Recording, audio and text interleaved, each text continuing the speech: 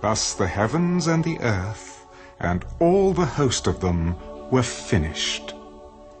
And on the seventh day God ended his work which he had done, and he rested on the seventh day from all his work which he had done.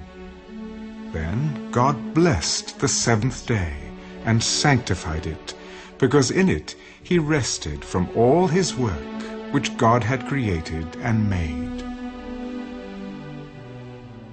This is the history of the heavens and the earth when they were created, in the day that the Lord God made the earth and the heavens, before any plant of the field was in the earth, and before any herb of the field had grown.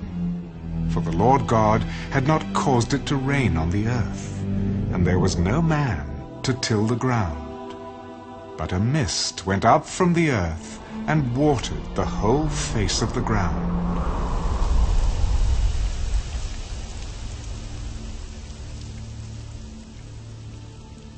And the Lord God formed man of the dust of the ground, and breathed into his nostrils the breath of life, and man became a living being. The Lord God planted a garden eastward in Eden, and there he put the man whom he had formed. And out of the ground the Lord God made every tree grow that is pleasant to the sight, and good for food.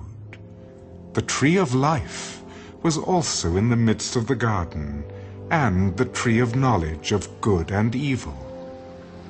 Now a river went out of Eden to water the garden, and from there it parted, and became 4 riverheads. The name of the first is Pishon. It is the one which skirts the whole land of Havilah, where there is gold. And the gold of that land is good. Bdellium and the onyx stone are there.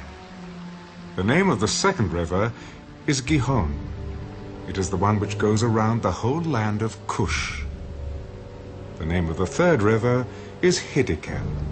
It is the one which goes toward the east of Assyria. The fourth river is the Euphrates. Then the Lord God took the man and put him in the Garden of Eden to tend and keep it. And the Lord God commanded the man, "Of every tree of the garden you may freely eat, but of the tree of the knowledge of good and evil you shall not eat, for in the day that you eat of it you shall surely die. It is not good that man should be alone. I will make him a helper, comparable to him."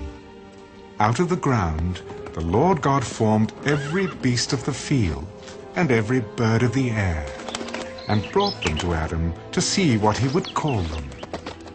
And whatever Adam called each living creature, that was its name. So Adam gave names to all cattle, to the birds of the air, and to every beast of the field.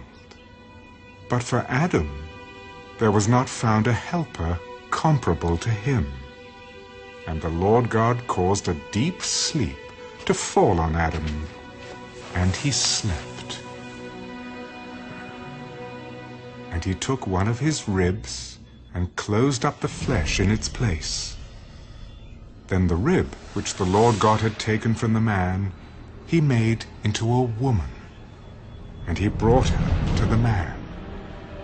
"This is now bone of my bones, and flesh of my flesh. She shall be called woman, because she was taken out of man. Therefore a man shall leave his father and mother, and be joined to his wife, and they shall become one flesh. And they were both naked, the man and his wife, and were not ashamed.